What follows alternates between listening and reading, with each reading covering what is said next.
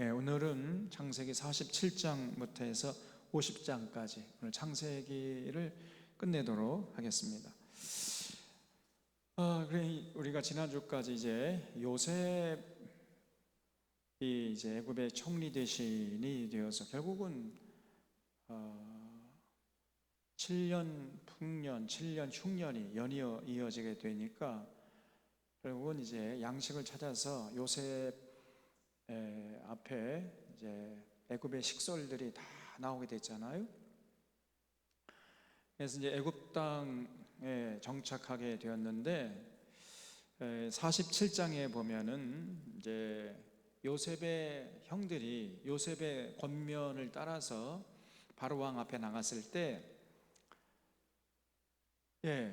동영상 PPT로 좀 돌려주시기 바랍니다. 여기 불 좀 꺼주시고요.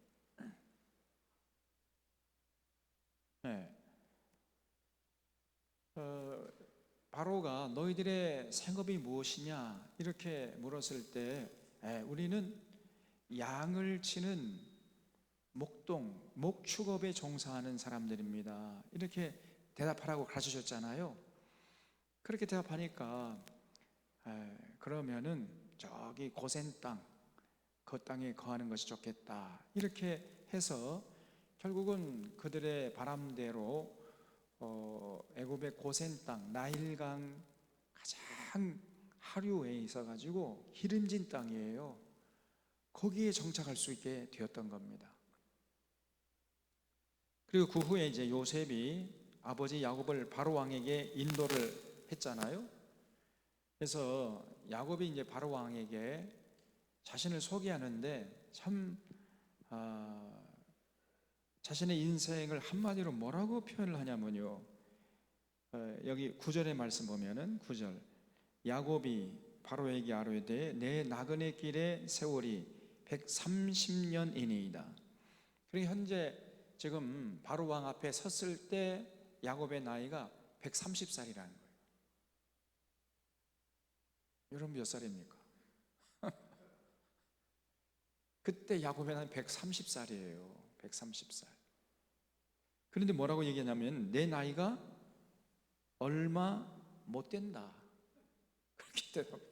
아이고 나는 우리 조상들에 비하면은 나는 뭐 나이가 얼마 먹은 게 아닙니다 이렇게 대답하는 거예요. 그런데 그 다음 얘기가 더 중요합니다. 내 나이가 얼마 못 되나 우리 조상의 나그네 길에 연조에 미치지 못하나 험악한 세월을 보내었나이다 이렇게 고백을 했어요. 여러분 정말 야곱은 인생의 구비구비마다 많은 우여곡절이 있었잖아요. 정말 험악한 세월을 살아야 했습니다. 때로는 험산줄령을 넘어야 했고 때로는 깊은 강도 건너야 됐단 말이에요. 여러분 우리가 살펴봤잖아요. 외삼촌 라반의 집, 형 에서의 분노를 피해가지고 라반의 집에 가서 20년 동안이나 노예 생활, 거의 노예 생활이죠 사실은. 그렇잖아요. 비가 오나 눈이 오나 양을 치는 목동으로서 20년을 살았습니다. 그리고 이제 다시 가나안으로 돌아왔는데 결국은 딸 디나의 성폭행을 당하고 그렇잖아요. 눈에 넣어도 아프지 않은 디나가 성폭행을 당해 세겜 추장에게. 끔찍한 일이 일어나고 그러니까 그걸 알고 이제 디나의 친오빠들이 시므온, 레위 막 이런 이제 친오빠들이요 그냥 발끈해가지고 결국은 세겜 청년들을 칼로 도륙을 했잖아요. 할례를 받도록 하면은 결혼시켜주겠다 이렇게 꾀해가지고 끙끙 앓아 누워있는 세겜 청년들 쳐들어가가지고 전부 다 도륙해가지고 온 식솔들이 멸절당할 수밖에 없는 그런 위기의 상황에 처하기도 했었잖아요. 그리고 또 말년에는 사랑하는 요셉을 이제 형들이 시기해가지고 애굽의 종으로 팔아버리고 거짓말 요셉이 죽었습니다 이렇게 해가지고 야곱은 진짜 요셉이 죽은 줄 알고 슬픔에 젖어 있었지 않습니까? 이렇게 구비구비마다 굉장히 참 어려운 일들이 많았는데 중요한 것은 그 모든 어려움을 극복했다는 것입니다. 야곱은 모든 어려움을 믿음으로 이겨냈어요. 그래서 만사 형통한 삶을 살았습니다. 어려움이 오면 올수록 더 삶이 기름져지고 더 풍성해지고 더 인생의 폭과 깊이가 넓어지고 깊어지는 거예요. 이런 사람을 세상이 감당치 못하는 거죠. 여러분, 제가 지난번에 만사형통이라는 게 아무 일이 없어서 계획한 대로 다 착착착착 돼서 만사형통이 아니라 무슨 일을 만나도 이겨내는, 이게 진짜 만사형통이라 그랬잖아요. 그 대표적인 사람이 야곱입니다. 야곱은 진짜로 무슨 일을 만나도 그걸 이겨내. 오히려 어려움이 오면 올수록 더 삶이 풍요로워지고 더 기름져진다니까요. 더 인생의 폭과 넓이와 깊이가 깊어진단 말이에요. 참, 그래서 야곱은요 정말 험악한 세월을 보내게 맞죠. 그러나 그 험악한 세월을 사는 동안에 야곱은 끝까지 믿음으로 이겨냈던 겁니다. 하나님을 신뢰하고 하나님을 의지하고 어려움을 이겨냈던 겁니다. 여러분 꼭 기억하시기 바랍니다. 우리가 이 땅에 사는 동안에 예수님의 가르침대로 진짜 참된 신앙인으로 살면은 어려움을 당하게 돼 있어요. 험악한 세월을 살아갈 수 있습니다. 여러분, 야곱처럼 그걸 예상하셔야 되고요, 그걸 각오하셔야 돼. 예수 믿었더니 내가 계획한 대로 다 그냥 잘 되고 승승장구하고 그런 삶은 없고요, 그런 삶이 있더라도 그건 진짜 복된 삶이 아니에요. 사실은 세상 사는 동안에 어떤 우여곡절이 있어도 그걸 이겨내는 거예요. 이게 진짜 복된 삶입니다. 어려움의 때 진짜 하나님의 능력을 체험하는 거예요. 그래서 여러분, 어려움을 당할 때 우리 믿는 사람은 절대로 낙심할 필요가 없고, 그때 중요한 게 뭐냐면은 내가 과연 하나님 앞에서 올바로 서 있느냐 그렇지 못하는, 이것이 중요한 겁니다. 내가 올바로 서 있는데 고난당하면 오히려 기뻐하고 즐거워해야 돼. 우리 사랑하는 자라는 교우들은 그런 자세를 잃지 마시기를 바랍니다. 예수님 가르쳐 주셨잖아요. 너희가 내 이름으로 욕을 먹고 핍박을 당하면 기뻐하고 즐거워하라. 하늘에서 너희 상이 큼이니라 그랬습니다. 그래서 정말 중요한 것은 고난당하는 그 상황이나 형편, 여건이 아니고 그 고난당할 때 내 삶의 모습이 하나님 앞에서 지금 어떤 모습으로 서 있는가, 이게 중요한 거예요. 하나님 앞에서 올곧게 서 있다면은 여러분, 고난당하는 것이 오히려 우리에게 큰 복이 될 줄로 믿으시기 바랍니다. 이게 진짜 믿음의 사람들의 자세예요. 무슨 일을 당해도 이겨내. 그러면 고난이 없어도 좋지만 고난이 오면 더 좋아. 이런 사람을 세상이 감당치 못하는 것이요. 야곱이 그랬거든요. 야곱은 언제나 하나님 앞에서 하나님의 뜻을 받들어 살려는 그 자신의 정체성을 잃지 않았습니다. 그렇기 때문에 어려움이 없으면 좋지만 어려움이 있어도 더 좋아. 험악한 세월을 살았지만은 오히려 그런 삶을 살았기 때문에 그 삶이 더 기름져지고 더 풍요로워졌단 말이에요. 그래서 여러분, 12명의 아들을 낳고 이스라엘 12지파의 조상이 되어버렸잖아요. 이스라엘 백성의 조상이 되었습니다. 여러분, 이거 얼마나 큰 복입니까? 그래서 고난당하는 상황이나 형편, 여건이 중요한 게 아니고 내가 하나님 앞에서 어떤 모습으로 서 있는가, 이것이 진실로 중요한 거예요. 그것만이 중요합니다. 그래서 우리가 올곧게 하나님의 말씀 앞에 서서 하나님의 뜻을 받들어 살아간다면 고난이 올 수도 있지만은 그렇다고 해서 고난이 없는 거 아니에요. 고난이 있습니다.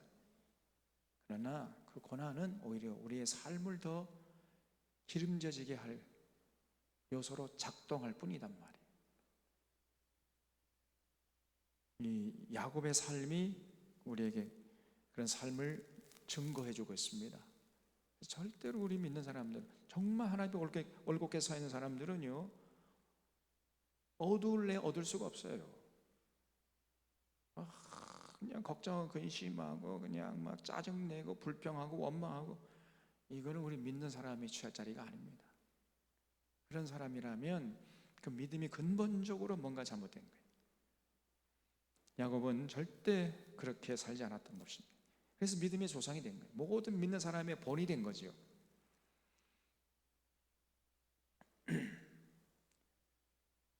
그래서 우리가 항상 이 다윗의 시편 23편, 저는 늘 이거를 제가 뭐 청년 때부터 제 자랑이 아니고요, 늘 암송했습니다. 시편 23편. 여호와는 나의 목자시니 내가 부족함이 없으리로다. 그 나를 푸른 초장에 누이시고 실만한 물가로 인도하시는도다. 내 영혼을 소생시키시고 자기 이름을 위하여 의의 길로 인도하시는도다.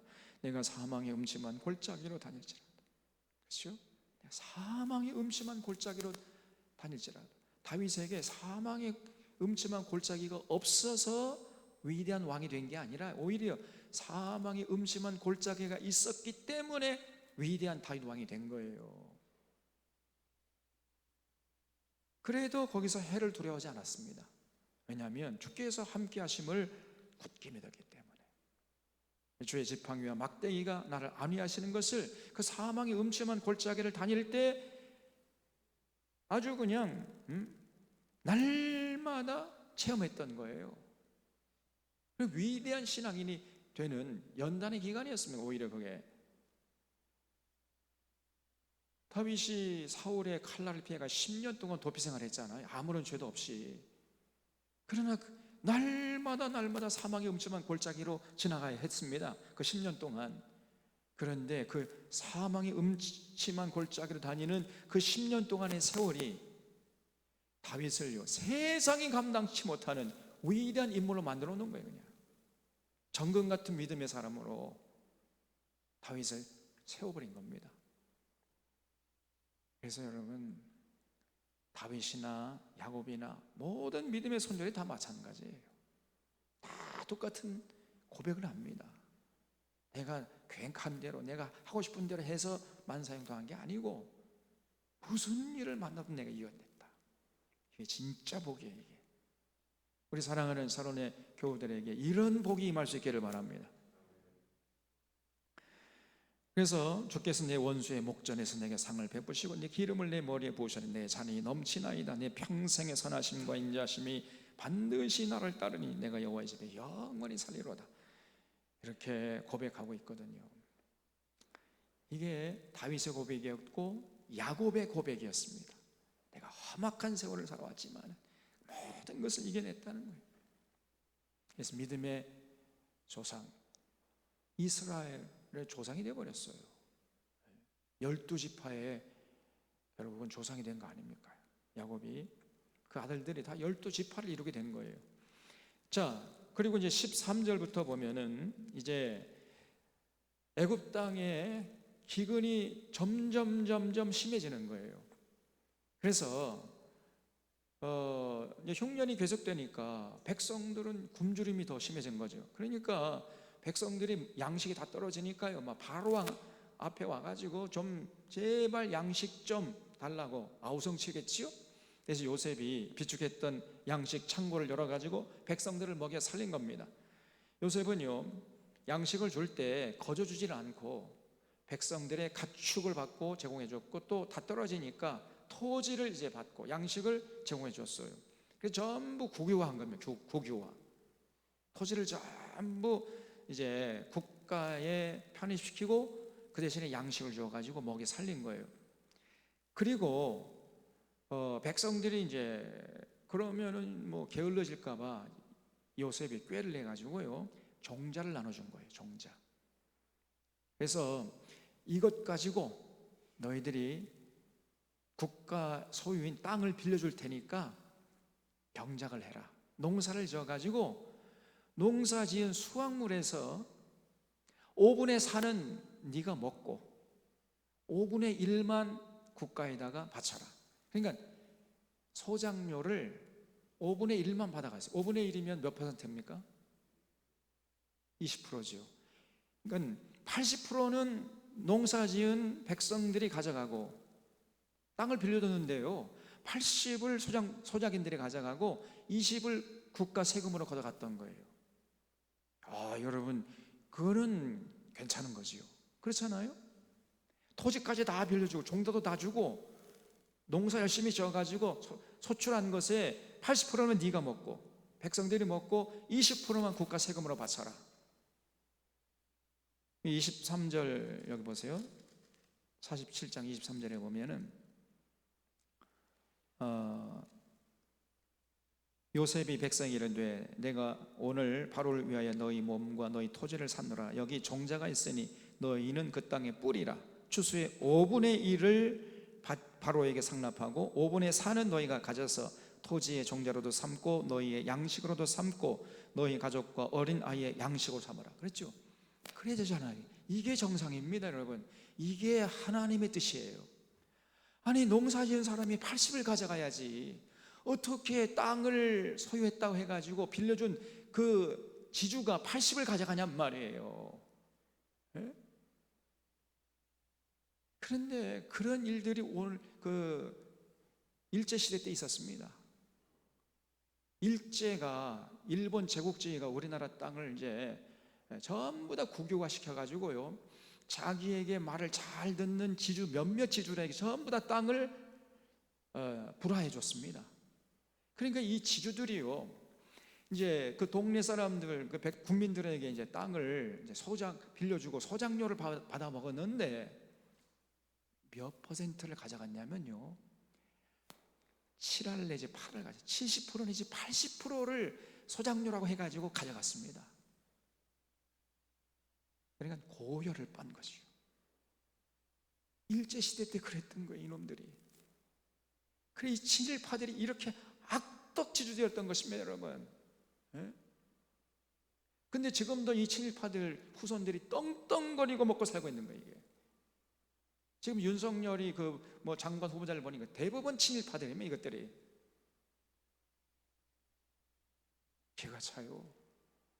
저 뭐 문화 무슨 장관이 있잖아요. 문화체육부 장관인가 문체부 장관. 그거를 뭐 일본 천황 부부가 아름답다느니 뭐 그리고 뭐 일본이 선진국 뭐 이따위 말을 하고 이런 게 문화체부 장관이래. 우리나라보다 일본을 더 선망하고 있어요. 그런 사람이 문화를 책임지는 장관의 자리에 앉겠다는 거예요. 정말 기가 막힙니다. 저것들은 전부 다 일본에 보내야 돼. 저것들은 한국 사람들이 아닙니다. 이 토착 외구들이, 이것들이 그 나쁜 짓을 했어요. 그래, 1년 내내 뼈 빠지게 농사해도 소작인들은요 70% 내지 80%를 다 소작료로 걷어가 버리니까 20% 갖고 어떻게 먹고 삽니까? 에? 어떻게 자녀들을 양육하겠어요? 그러니까 맨날 배를 쫄쫄 굽는 거예요, 그냥. 그래서 중공기가 되면은 산에 올라가서 소나무 껍질을 벗겨 먹고 살았던 것입니다, 여러분. 그래서 결국은 여러분, 유명한 암태도 농민 봉기 사건이 있었어요. 저 전라남도 신안 암태도라는 곳이 있는데 이 지주들이 온갖 다 소작료를 걷어가 버리고, 그 다음에 이제 농사 지은 농민들에게 먹고 살라고 가만히 쌀가마니 열어보니까 거기에 고구마가 들어있는데 고구마 다 썩은 거, 그리고 돌멩이가 들어있고요. 이렇게 해가지고 자 이거 가져가라, 소작료라, 다 수탈해 가고 먹고 살라고. 그러면 굶어 죽으란 얘기죠, 이것들이. 이게 사람이 아닙니까? 이게 살인마들 아닙니까, 이것들이? 견디다 못해가지고 농민들 들고 일어난 겁니다. 이게 그 유명한 암태도 농민 봉기 사건이에요. 여러분 집에 가서 그 인터넷 한번 쳐보세요. 이것들이 친일파들입니다. 아주 피도 눈물도 없는 것들이. 네, 거기에 비하면은 이 요셉이 얼마나 호의적입니까, 여러분? 80%를 당신들이 먹고 20% 세금으로 바쳐라. 이게 하나님의 방법이거든요. 이렇게 해야 돼요.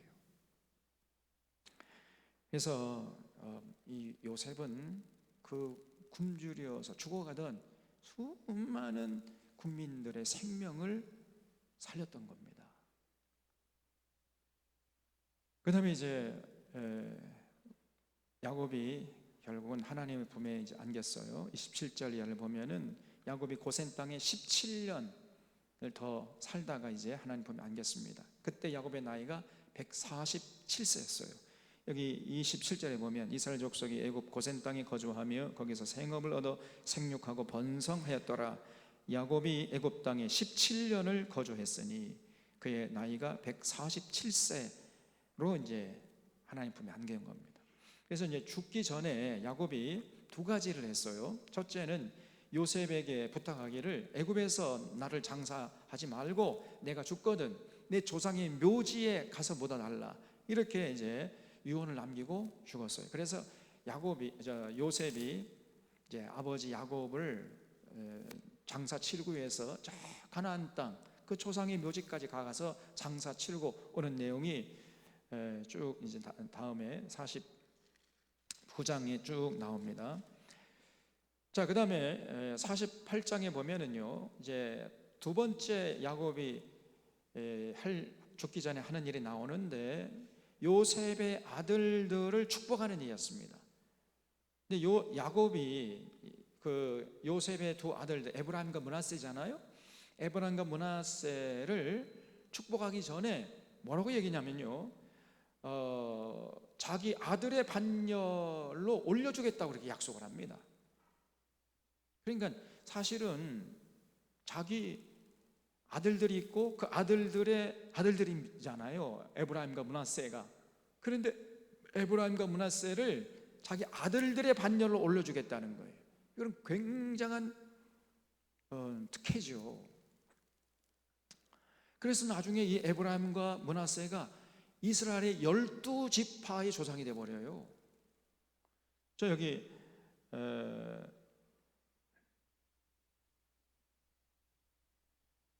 여기 4절 보면은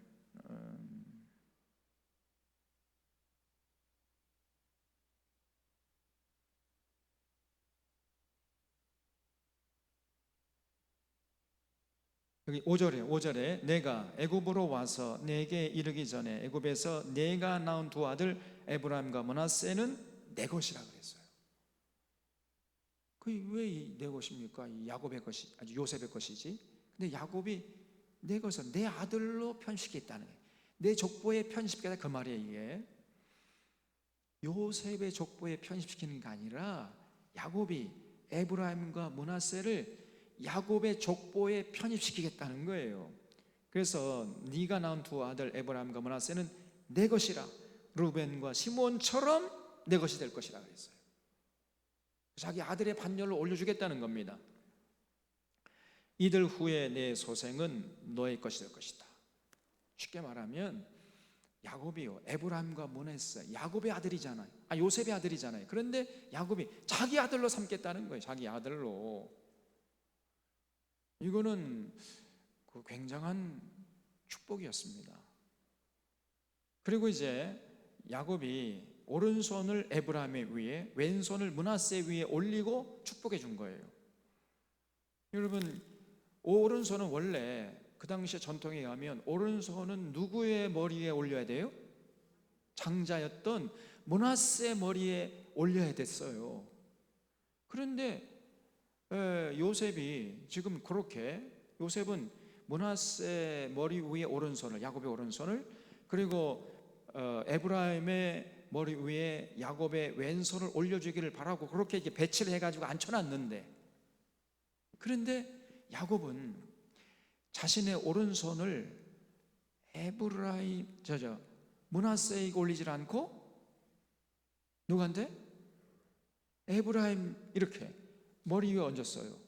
그리고 왼손을 므낫세 위에 얹고, 이렇게 교체한 거죠. 이렇게 그러니까 요셉이 아버지 그렇게 하지 마세요. 지금 므낫세가 장자예요. 므낫세 장자니까 오른손을 므낫세 위에 올려 주세요. 아니다. 야곱이요 고집을 부려요. 끝내 이게 왼손과 오른손을 교차해 가지고 오른손을 에브라임 머리 위에, 왼손을 므낫세 머리 위에 이렇게 올려가지고 축복해 줬다는 겁니다. 그래서 여기 13절에 오른손으로는 에브라임을 이스라엘의 왼손을 향하게 하고 왼손으로는 므낫세를 이스라엘의 오른손을 향하게 하여 이끌어 그에게 가까이 나아가매. 그랬죠? 그러니까 이제 요셉이 17절에 그 아버지가 이 오른손을 에브라임 머리에 얹은 것을 보고 기뻐하지 아니하여 아버지의 손을 들어 에브라임의 머리에서 므낫세의 머리로 옮기고자 하여 그 아버지에게 이르되 아버지여 그리 마옵소서 이는 장자이니 오른손을 그의 머리에 얹어서 하였으나 그의 아버지가 허락하지 아니하며 이르되 나도 안다 내 아들아 나도 안다 그도 한 족속이 되며 그도 크게 되려니와 그의 아우가 그보다 큰 자가 되고 그의 자손이 여러 민족을 이루려 하고 그날에 그들에게 축복하여 이르되 이스라엘이 너로 말미암아 축복하기를 하나님이 내게 에브라임 같고 므낫세 같게 하시리라 하며 에브라임을 므낫세보다 앞세웠던 거예요. 그러니까 장자보다 차자를 야곱이 더 축복했다는 거예요. 왜 그랬을까요? 네? 나도 몰라요. 나중에 천국 가서 한번 물어봅시다. 야곱에게 그때 왜 그렇게 했습니까? 근데 제 생각에는 여러분 야곱이 장자였습니까? 차자였습니까? 차자였잖아요. 자기 생각을 해서 그렇게 했던 것 같아요. 그래서 요셉이 만류하는데도 굳이 에브라임의 머리 위에 오른손을 얹어 그리고 왼손을 므낫세 위에 얹고 그렇게 했단 말이에요. 그는 과거에 자기가 동생이었는데 결국은 그 이삭의 축복을 받았잖아요. 형 에서보다 자기가 장자로서 축복을 받았지 않습니까? 그런 과거의 경험이 반영된 행동이지 않은가 이렇게 생각이 됩니다. 자세한 건 나중에 천국 가서 한번 물어봅시다. 그 다음에 이제 그렇게 이제 해서 48장이 끝나죠. 그래서 결국은 야곱의 12지파가 확정된 거예요. 그래서 여러분 12지파가 나중에 민수기에 우리가 할 때 살펴보겠습니다만은 루벤, 시몬, 유다, 그 다음에 이사갈, 스불론 그리고 요셉 대신에 에브라임 지파하고 므낫세 지파가 생깁니다. 왜냐하면 요셉의 아들들이 이제 야곱의 아들들의 반열에 올라가 버렸으니까 요셉은 빠져버렸어요. 요셉이 빠지고 요셉 자리에 에브라임과 므낫세가 12지파를 차지하게 되는 겁니다. 그 다음에 베냐민, 단, 납달리, 갓, 아셀 그리고 레위도 또 빠져요. 레위 12지파 안에 레위는 빠집니다. 왜 빠졌을까요? 그렇죠. 레위 지파들은 제사장 직분을 맡았기 때문에 그 12지파에 포함시키지 않았어요. 그러니까 레위 지파까지 하면 13지파가 되는 거죠. 그래서 이 12지파가 드디어 확정이 된 겁니다. 루벤, 시몬, 유다, 이사갈, 스불론, 에브라임, 므낫세, 베냐민, 단, 납달리, 갓, 아셀. 그래서 레위와 요셉은 12지파에서 빠져버렸습니다.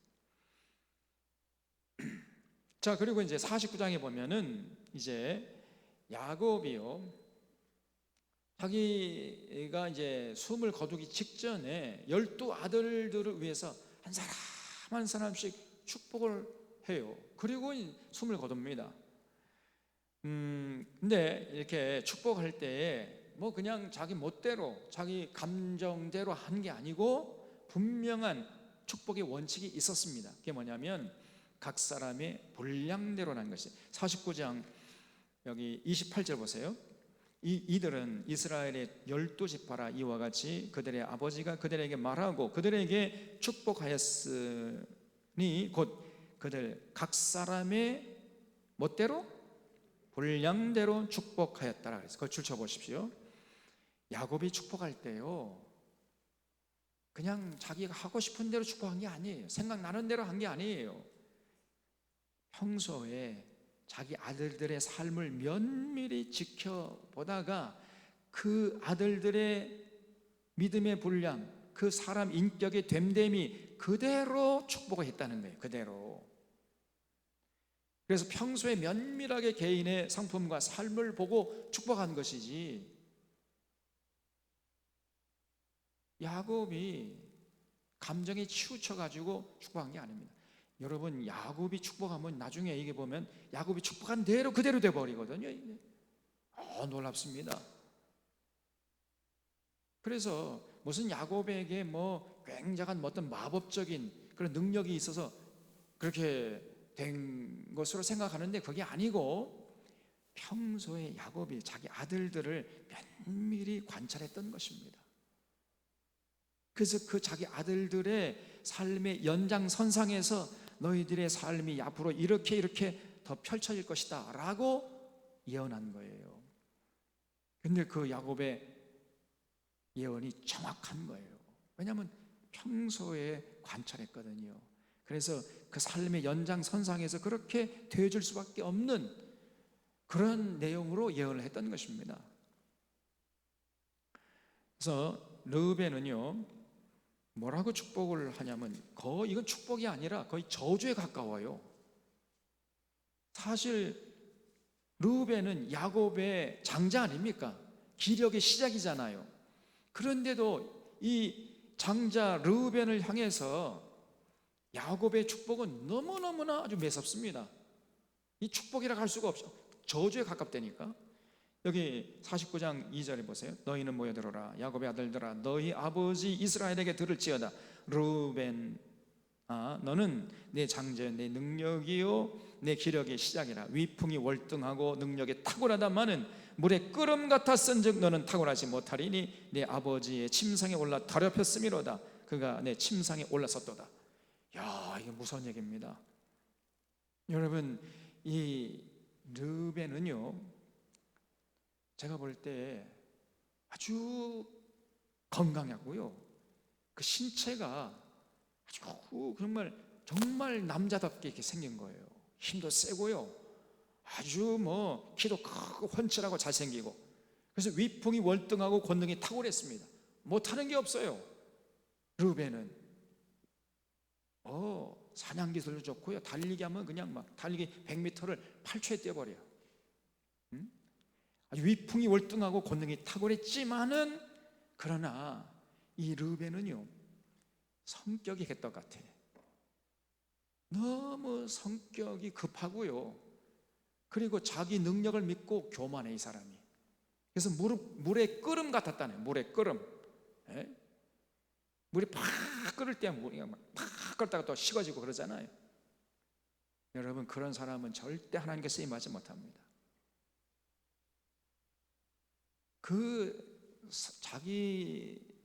자기의 감정과 자기 이성을 스스로 통제하지 못하는 사람은 절대 하나님께 쓰임받지 못해요. 꼭 기억하시기 바랍니다. 어떤 사람 보면은 자기 감정을 통제를 못해. 그 나중에 자꾸 후회하고. 아니, 나이가 지금 몇인데 그 자기 감정 하나 통제를 못하냔 말이에요. 하고 싶은 대로 막 말을 해버리고.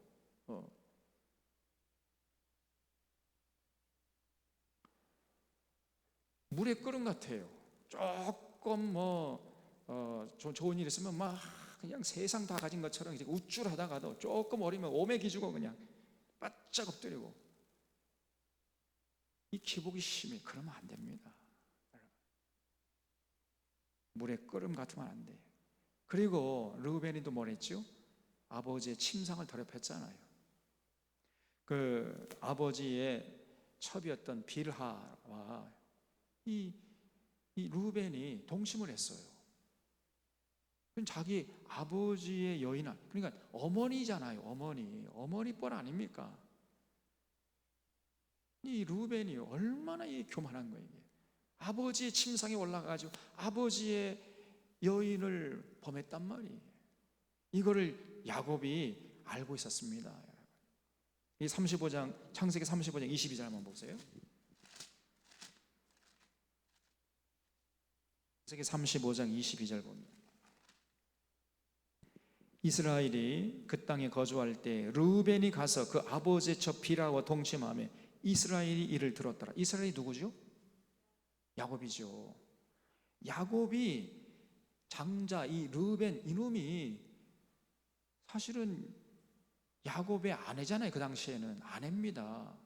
첩이라고 하기는 지금 오늘날 우리 첩의 개념이 아니에요. 그때 아브라함과 같이 살고 있는 아내를 르우벤이 범한 거예요. 이거를 야곱이 들었단 말이에요.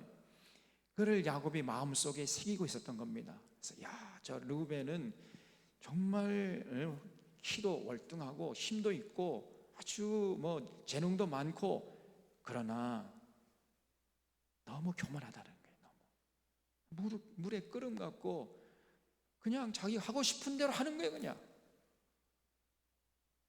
그래서 평소에 야곱이 르우벤을 면밀히 관찰했던 겁니다. 자기 힘을 믿고 교만 방자하고 자기 감정대로 산 사람이었어요, 르우벤이. 그래서 너는 말로가 좋지 못할 것이다, 이렇게 야곱이 예언했어요. 그래서 너는 탁월치 못할 것이다 그랬죠. 탁월치 못하다는 게 뭐냐면은 소소한 인생 살다가 너 끝이 좋지 못할 거야. 이렇게, 이건 축복이 아니라 저주죠, 사실은. 야곱의 장자를 야곱이 이렇게 거의 저주하다시피 한 거예요. 이 르우벤 같은 인생이 되면 곤란합니다. 자기 조그만한 재주 믿고 까불까불하고 교만하고 어깨에 힘이 들어가고 함부로 아무 생각 없이 그냥 말 함부로 하고 행동 함부로 하고, 이런 것들은 결국은 그 인생이요, 하나님 앞에서 흔적도 없이 사라지는 거예요. 이 르우벤이 좋은 예입니다. 그리고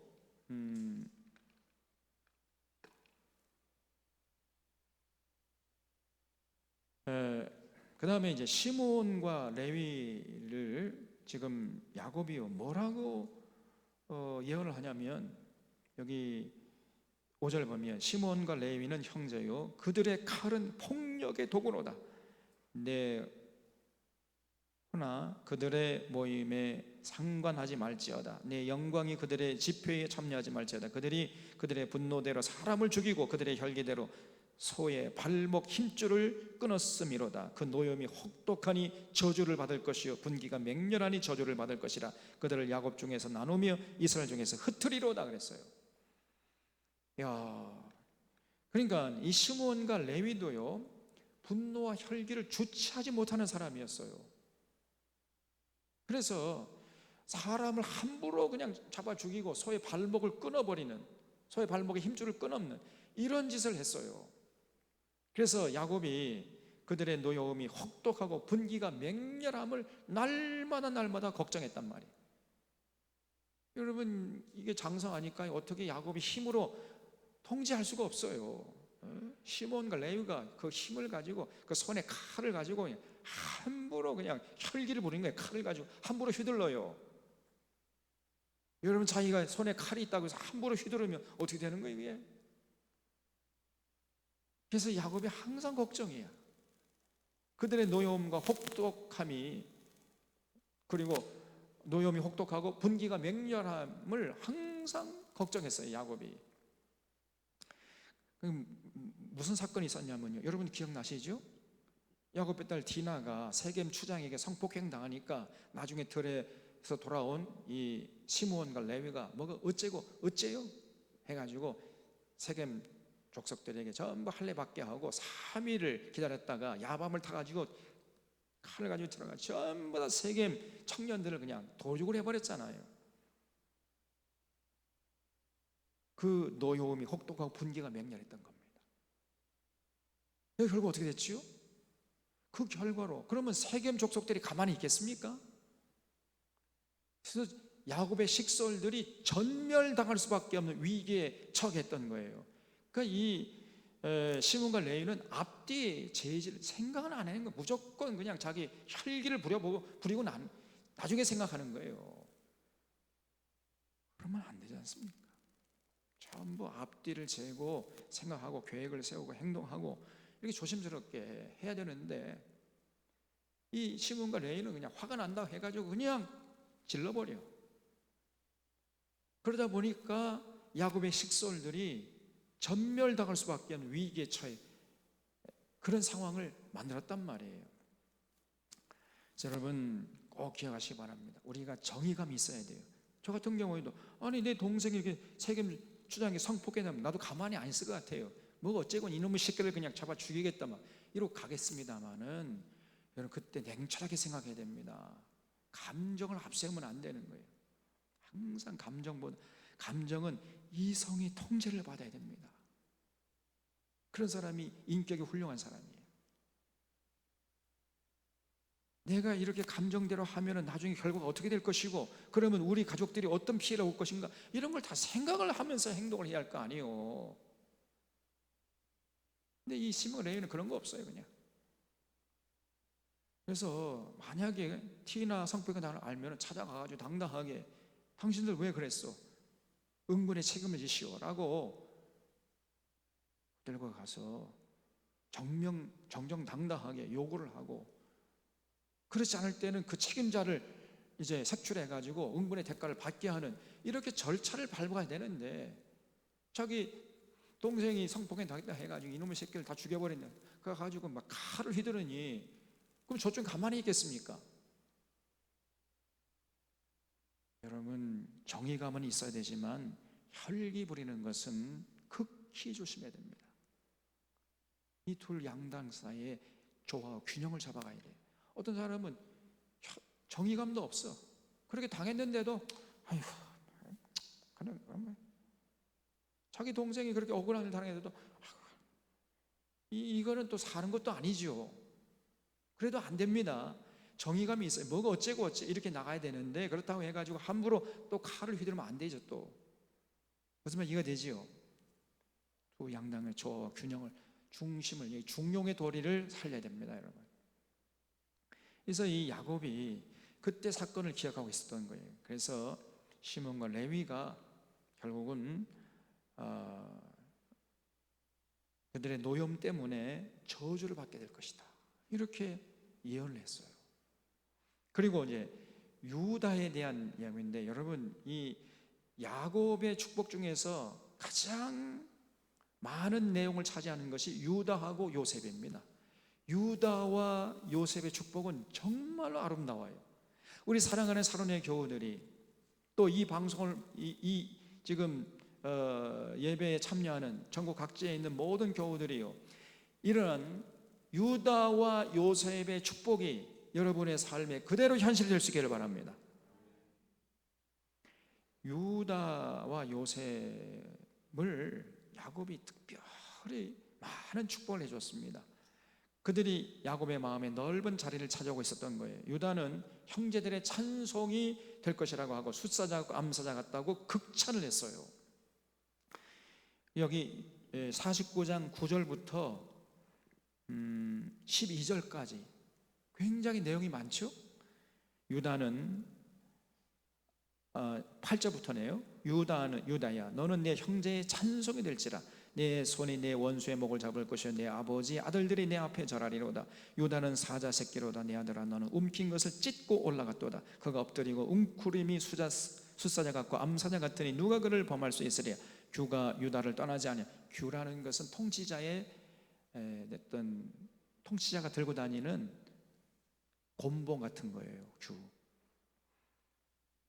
통치자의 쥐봉, 그걸 규라고 합니다. 규가, 그러니까 유다의 가문에서 끊임없이 통치자가 일어날 것이다, 그런 얘기죠. 떠나지 아니하며 통치자의 지팡이가 그 발 사이에서 떠나지 아니하시기를 실로가 오시기까지 이르니 그에게 모든 백성이 복종하리로다. 그의 나귀를 포도나무에 매며 그의 암나귀 새끼를 아름다운 포도나무에 맬 것이며 또 그 옷을 포도주에 빨며 그의 복장을 포도즙에 빨리로다. 그의 눈은 포도주로 인하여 붉겠고 그의 이는 우유로 말미암아 희리로다 그랬어요. 그래서 이 야곱이 유다를 축복하기를 유다 가문에서 끊임없이 번영과 평화를 가져오는 그런 건강한 통치자가 일어날 것이라고 축복한 거예요. 그 나라, 그 사회를 번영케 하고 평화를 가져오는 그런 위대한 왕들이 유다의 가문에서 태어날 것이다. 이렇게 예언을 했습니다. 그래서 여기 49장 10절에 교가 유다를 떠나지 아니하며 통치자의 지팡이가 그 발 사이에서 떠나지 아니하길 실로가 오기까지 이르리니 그랬죠. 이게 무슨 말인가? 다른 번역을 보니까요, 바른 성경, 표준세 번역, 공동 번역 제가 이렇게 찾아왔는데 이렇게 돼 있어요. 왕의 홀이 유다에게서 떠나지 않을 것이며 실로가 올 때까지 통치자의 지팡이가 그의 발 사이에서 떠나지 않을 것이니 그에게 백성들이 순종할 것이다. 이게 바른 성경 번역본이고요. 표준세 번역본에는 이렇게 되어 있습니다. 임금의 주의봉이 유다를 떠나지 않고 통치자의 주의봉이 자손 만대까지 이를 것이다. 권능으로 그 자리에 앉을 분이 오시면 만민이 그에게 순종할 것이다. 그러니까 이 표준세 번역은 지금 야곱의 축복 중에, 유다를 향한 야곱의 축복 중에 메시아 예언이 들어있다고 본 거예요. 또 공동 번역에는 이렇게 되어 있어요. 왕의 지팡이가 유다를 떠나지 아니하리라. 주의봉이 다리 사이에서 떠나지 아니하리라. 참으로 그 자리를 차지할 분이 와서 만백성이 그에게 순종하게 되리라. 그 자리를 차지할 분이 누구요? 메시아지요. 그래서 공동 번역도 마찬가지로 여기 실로가 오시기까지 할 때 이 실로를 메시아로 보고 해석을 해놨던 걸 볼 수 있습니다. 그러니까 야곱의 축복 중에는 언젠가 유다의 가문 속에서 메시아가 탄생할 것이다. 훌륭한 왕들이 계속 일어나다가 언젠가 유다의 가문에서 메시아가 탄생할 것이다. 이렇게 예언을 했는데 그 예언이 그대로 현실이 되어버렸죠. 여러분, 나중에 유다 가문에서 누가 태어났지요? 다윗이 태어나고 그 다음에 그 후에 또 예수 그리스도께서 탄생한 거 아닙니까? 그래서 여러분, 왜 이렇게 야곱이 유다를 축복했을까요? 평소에 야곱이 유다를 보니까 유다의 모습 속에서 메시아의 모습이 보였던 거예요. 우리가 지난주에 봤죠? 그 형님들이 요셉 앞에 가가지고 요셉이 막 그냥 시침이 똑 떼고 베냐민에게 이제 그 은잔이 나왔잖아요.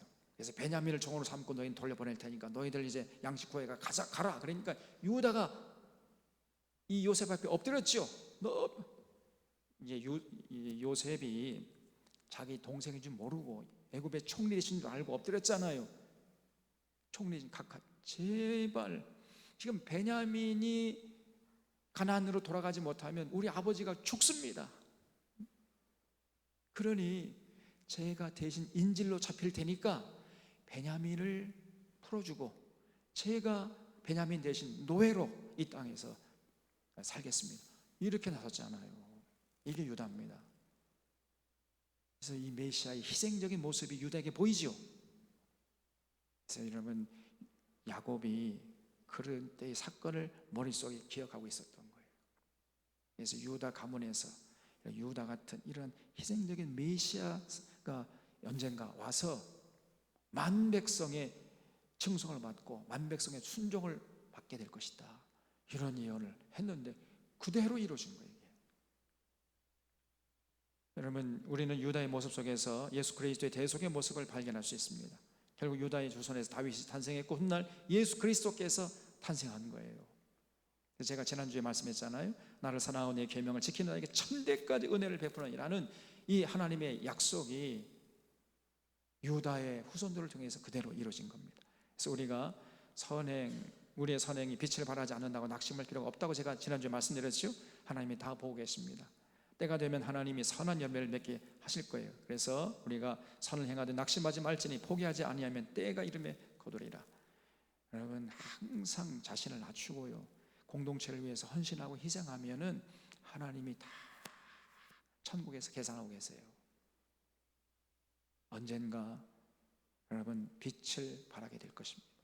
지금 당장 그런 열매가 보이지 않는다고, 사람들이 나를 알아주지 않는다고 실망하고 낙심하지 마세요. 하나님의 컴퓨터에 지금 다 기록되고 있습니다, 여러분. 그래서 이 유다가 참 대단해요. 제가 볼 때 사실은 르우벤이 그렇게 했어야 돼. 그렇지 않습니까? 근데 유다가 나서가지고 베냐민 대신 제가 인질로 잡힐 테니까 베냐민을 풀어주시오.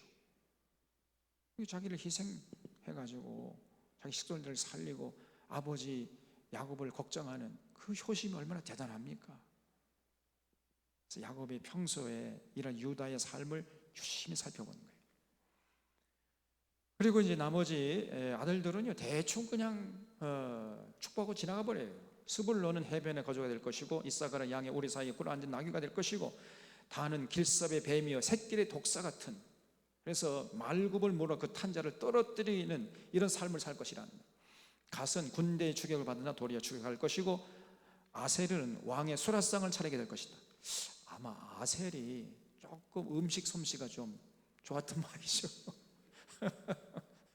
그리고 납달리는 노인 암사슴으로 아름다운 소리를 바랄 거예요. 그러니까 노인 암사슴처럼 아름다운 소리를 바랄 거예요. 그러니까 납달리가 조금 음악적인 재능이 있었던가 봐요. 이런 축복을 하고, 그 다음에 요셉입니다. 요셉도 유다처럼 그렇게 많은 축복을 했어요, 야곱이. 그래서 요셉은 여기 보면요, 이 22절부터 어디까지냐면은 26절까지예요.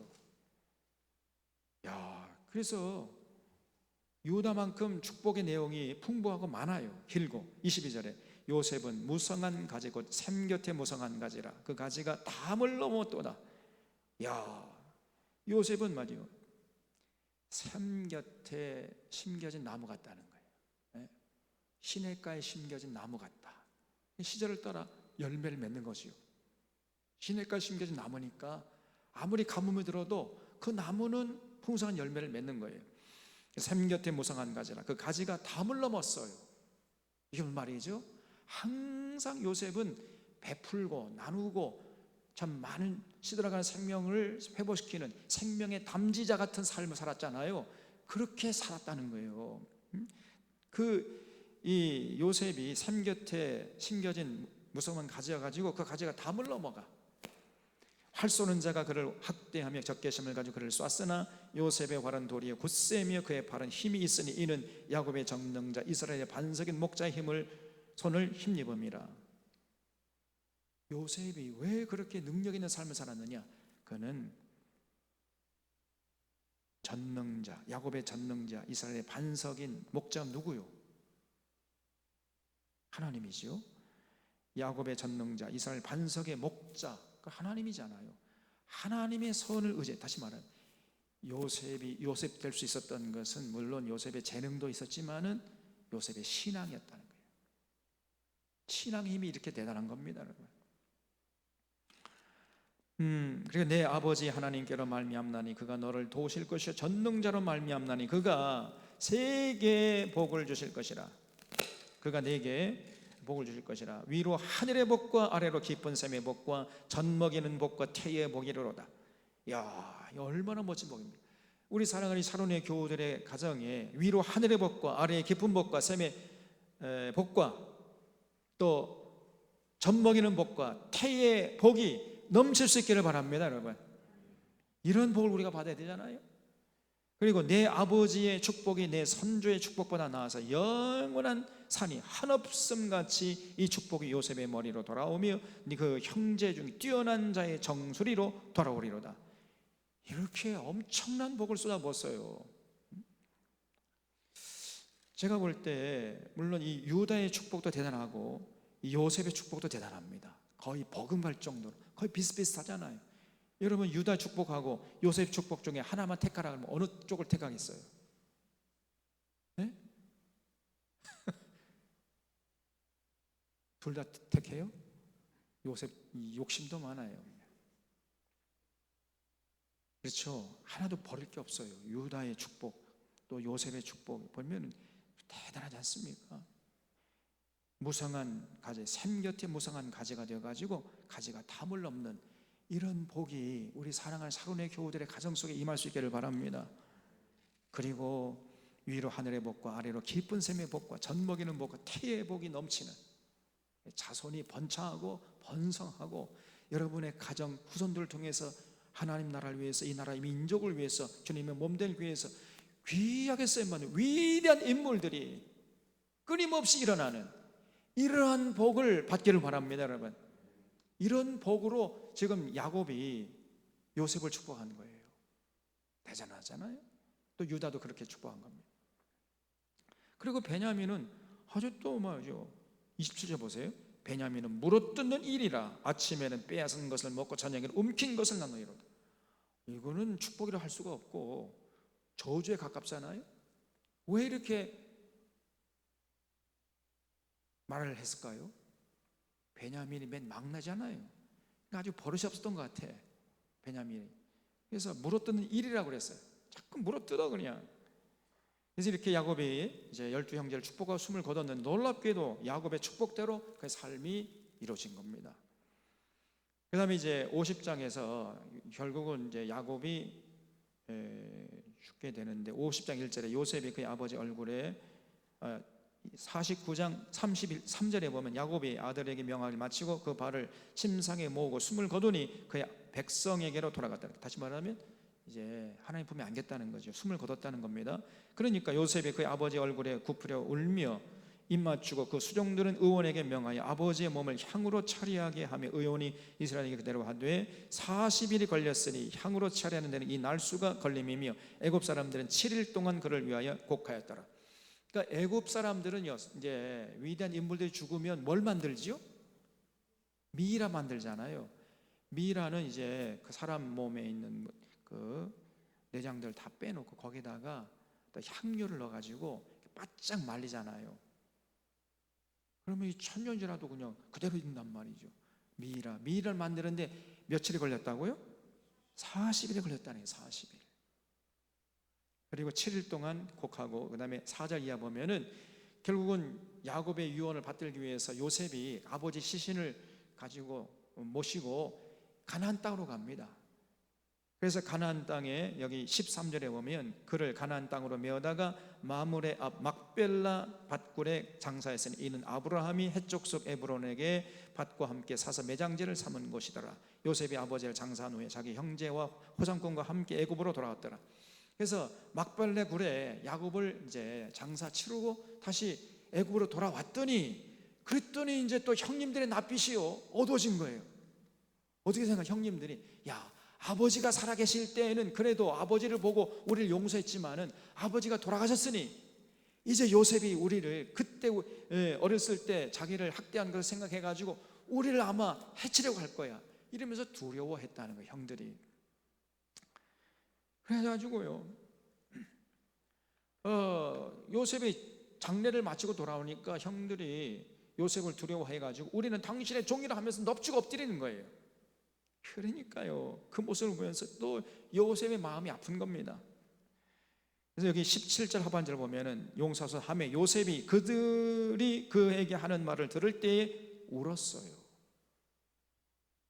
왜냐하면 요셉은 전혀 그런 생각이 없었거든요. 야, 형님들이 이렇게까지 나를 두려워하는구나 그 생각을 하니까 너무너무 형님들이 안쓰러워가지고 울은 겁니다. 형님들이 안쓰럽고 불쌍하고. 이게 요셉이었어요.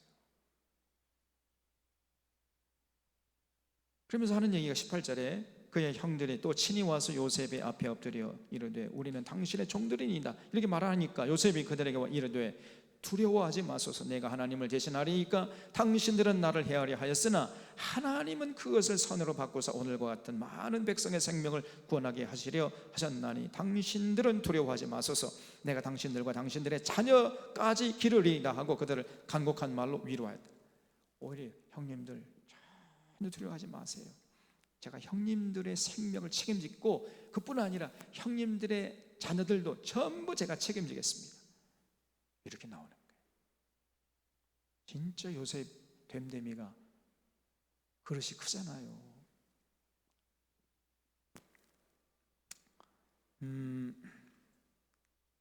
이런 요셉을 하나님이 복을 주지 않으면 누구에게 복을 주겠습니까? 자, 이렇게 해서 이제 결국은 같이 살다가 110세 일기로 요셉이 이제 하나님 품에 안겼습니다.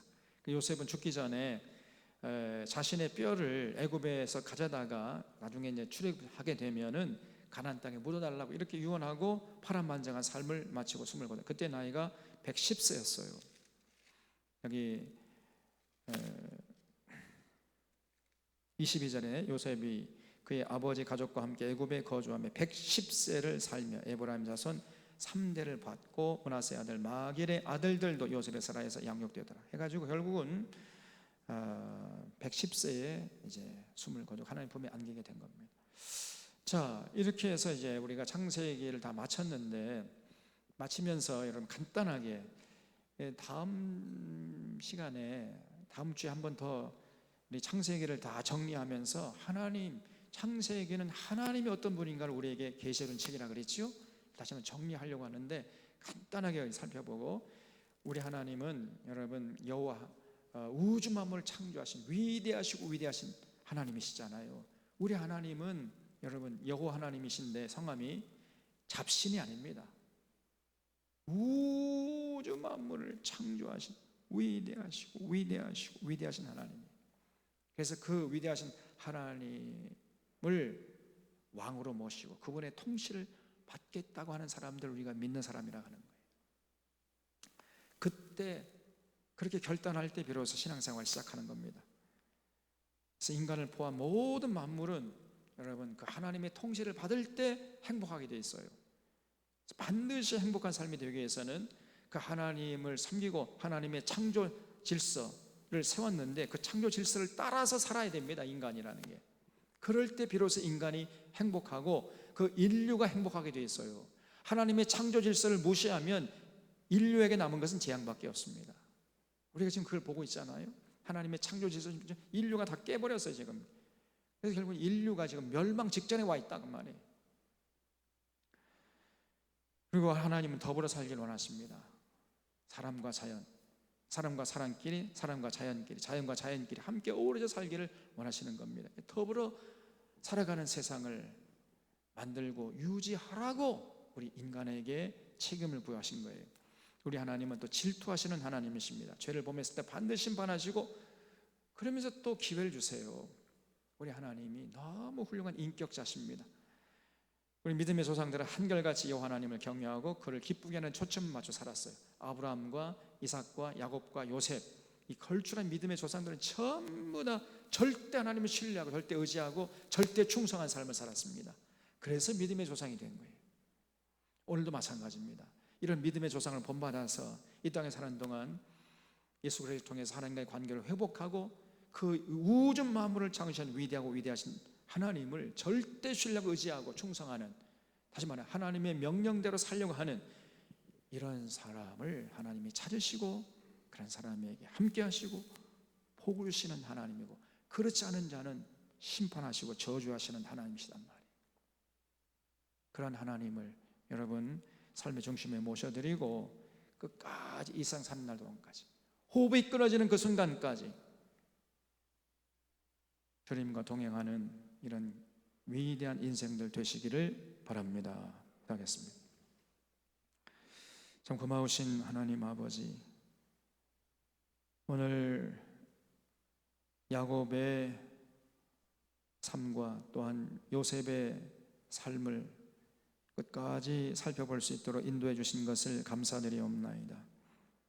험악한 세월을 이긴 야곱과 어렸을 때부터 죽을 때까지 철저하게 하나님 중심으로 산 요셉의 삶을 본받아서 저희들도 이 위대하시고 위대하시고 위대하신 하나님 절대 신뢰하고 의지하고 충성하면서 생명길, 영생길, 천국길을 힘차게 걸어가는 아름다운 인생들 다 되게 하여 주시옵소서. 우리 사론의 교우들이 가는 곳마다 하나님의 영광이 드러나게 하시고 하나님의 이름이 거룩히 여김을 받는 거룩한 역사가 이어지게 하시고 이 땅에 하나님 나라가 세워지는 그런 귀한 도구로 승리할 수 있도록 인도하여 주시옵소서. 모든 것 주님께 부탁하고 감사하오며 우리 구주 예수 그리스도의 이름으로 기도하옵나이다. 아멘.